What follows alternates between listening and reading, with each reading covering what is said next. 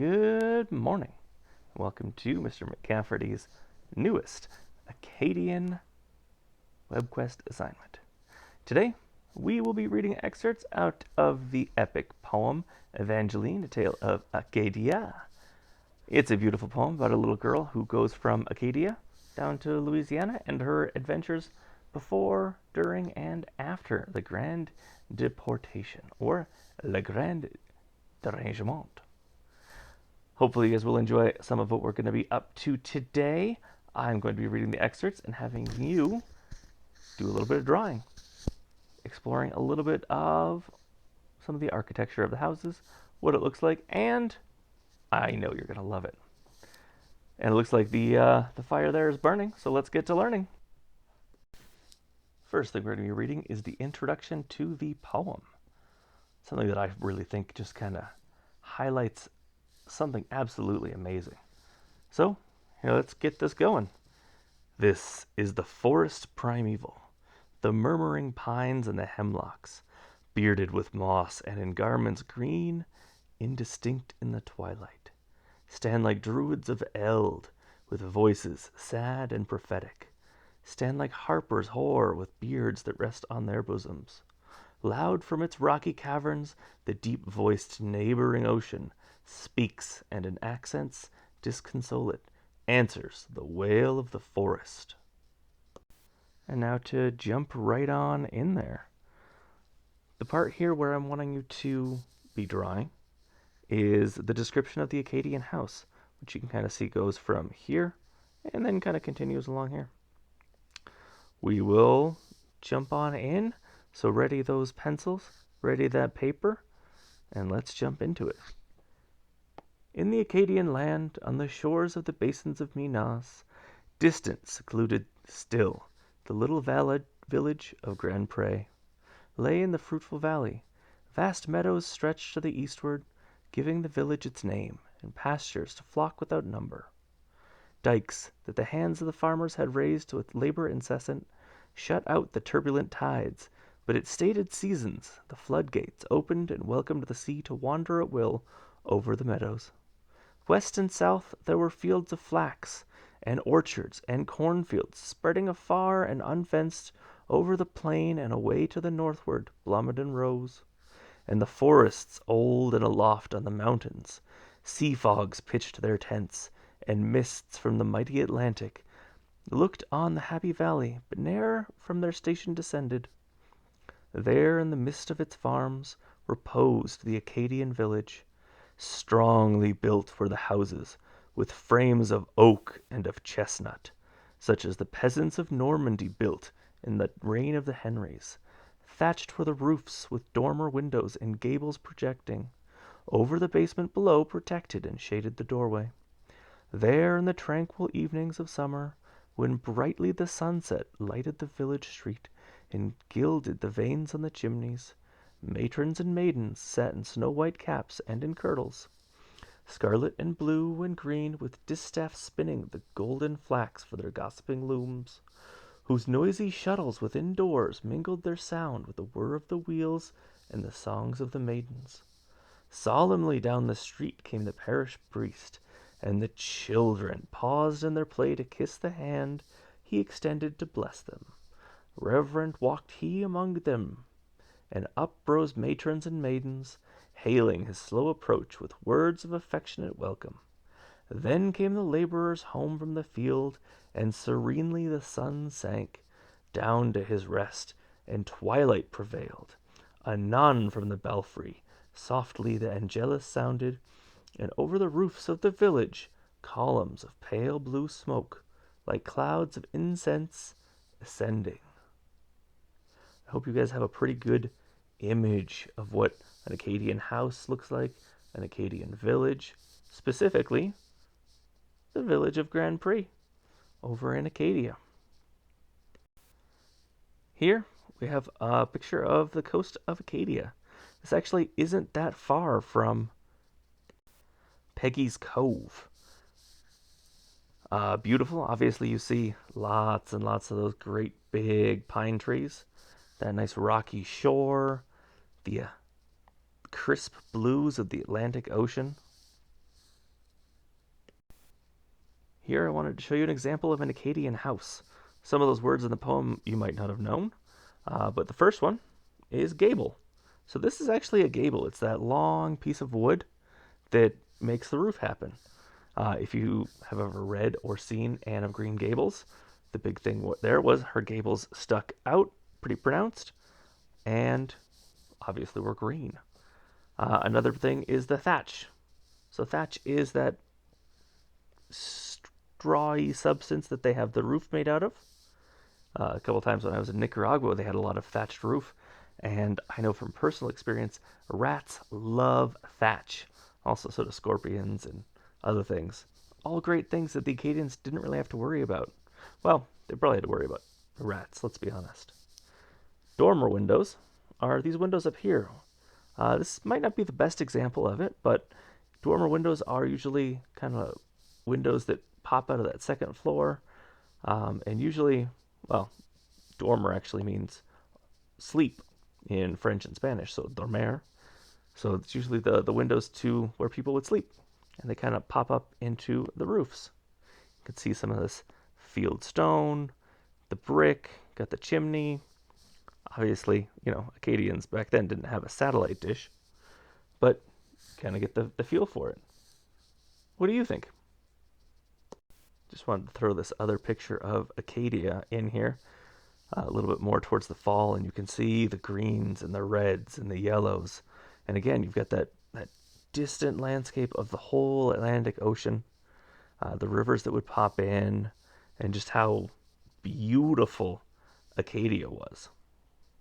And actually still is, if you ever get a chance to head out there.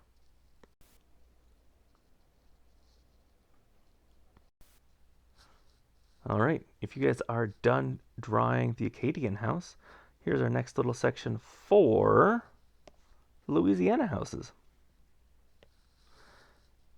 Do you have your pencils ready? Your paper ready? All right. Near to the bank of the river, overshadowed by oaks from whose branches garlands of Spanish moss and of mystic mistletoe flaunted, stood secluded and still the house of the herdsman. A garden girded it round about with a belt of luxuriant blossoms, filling the air with fragrance. The house itself was of timbers hewn from the cypress tree, and carefully fitted together. Large and low was the roof, and on slender columns supported, rose-wreathed vine encircled a broad and spacious veranda. In the rear of the house, from the garden gate, ran a pathway, through the great groves of oak to the skirts of the limitless prairie. Hanging loose from their spars and motionless calm in the tropics, stood a cluster of trees with tangled cordage of grapevines. Looks like I accidentally forgot to italicize this part, but you get the idea. Henry Wadsworth Longfellow has a definite gift for describing the houses with a lot of alliteration, you might have noticed. A little bit more here I just wanted to share with you. Welcome once more to a home that is better perchance than the old one. Here no hungry winter congeals our blood like the rivers. Here no stony ground provokes the wrath of the farmer. Smoothly the plowshare runs through the soil as a keel through the water. All the year round the orange groves are in blossom, and grass grows. Just a little bit of extra to help you guys with that description. Can't wait to see what your drawings look like. The following are a few pictures to try and help you build the setting of the whole Louisiana move. Here you've got a mangrove forest. This is just a random bayou in the Louisiana area. The Mississippi Delta kind of just floods a lot of this, and you can kind of tell that, yes, these are trees, but these trees are not growing on land. They are growing out of this nice, murky, swampy bit. My challenge for you is, do you see any alligators looming underneath? Here we are again. Have a bit of a house in the bayou.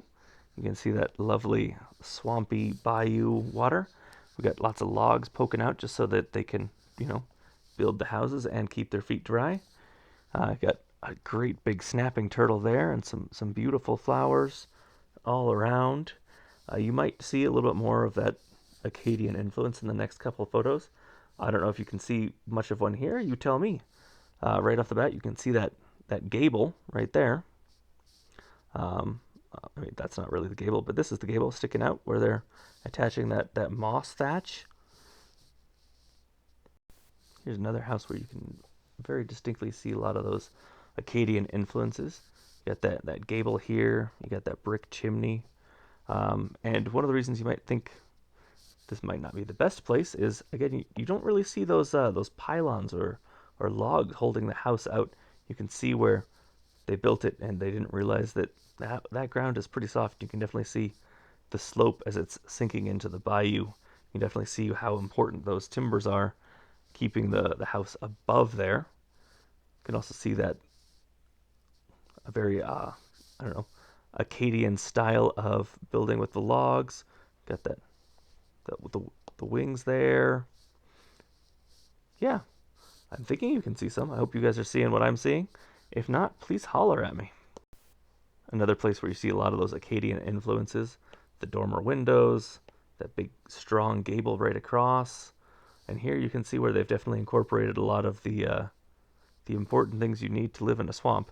This is obviously a modern house there in Louisiana, what with the speedboats and the tires, but you can definitely see a lot of those Acadian influences.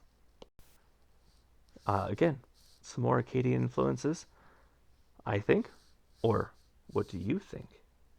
There's that dormer window kind of hiding up there, the gables. But again, rather than just the wooden pylons, these guys have brick. It's a little bit more affluent house probably. And you can also starting to see a lot of those cultural pieces popping up, like how bright yellow, the bright yellows and greens. Yeah. What do you think? I've got a couple of old student examples I just wanted to show you of how things might have looked and what your drawings might look like. Here's an example of an Acadian house. This one has those dormer windows, has the gables right across, the chimney, and a little bit of an ocean over there. Here's an example of a Louisiana house, complete with this awesome snake. You get the mangrove tree. One thing I really like about mangrove trees that I mentioned in the earlier slide, they actually live in the water, but they're actually really good at purifying the water. They actually pull a lot of the salt and the chemicals out, which is really cool. And they also supply an amazing habitat for a lot of the animals that live in the bayou, like alligators. Again, you have those columns and some of the other things.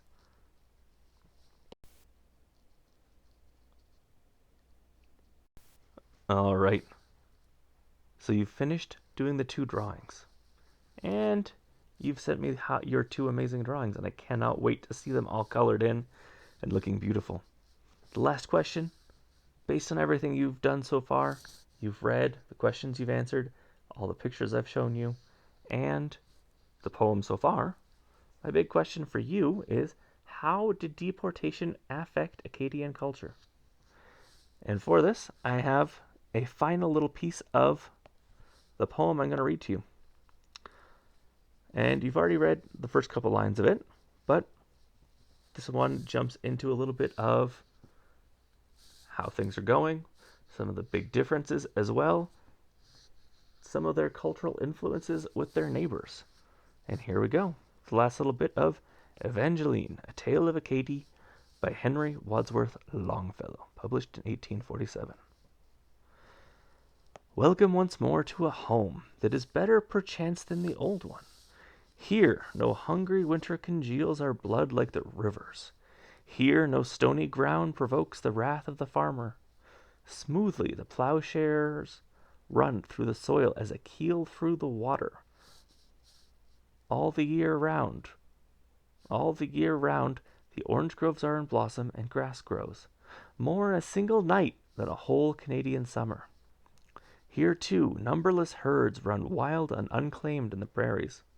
Here, too, lands may be had for the asking, and forests of timber, with a few blows of the axe, are hewn and framed into houses. After your houses are built, and your fields are yellow with harvests, no King George of England shall drive you away from your homesteads, burning your dwellings and barns, and stealing your farms and your cattle. Only beware of the fever, my friends, beware of the fever, for it is not like that of our cold Acadian climate, cured by wearing a spider hung round one's neck in a nutshell. Then there were voices heard at the door, and footsteps approaching, sounded upon the stairs and the floor of the breezy veranda. It was the neighboring Creoles and small Acadian planters, who had been summoned all to the house of Basil the herdsman. Basil the herdsman? Merry the meeting was of ancient comrades and neighbors. Friend clasped friend in his arms, and they who before were as strangers, meeting in exile, became straightway as friends to each other, drawn by the gentle bond of a common country together. You can definitely see a lot of those big cultural changes. One of my personal favorites here is looking at their cure for the fever back in Acadia. Wearing a spider around one's neck in a nutshell. I think I'm going to have to try that next time. But I guess that's a very old Acadian tradition. Some of the big things you'll notice are the Creoles. More on them a little bit later, but you can definitely see that they are definitely the indigenous people of Louisiana. It's also a lot of the African immigrants, whether they were voluntary immigrants or involuntary immigrants. Hint, mainly involuntary immigrants, as well as a lot of Spanish influence, and of course, a little bit more of that French influence. All of it very interesting and very, I'd say, culturally changing for the Acadians. Well, good luck, and I can't wait to see what your answers are to how did deportation affect Acadian culture. Good luck, and I'll see you later.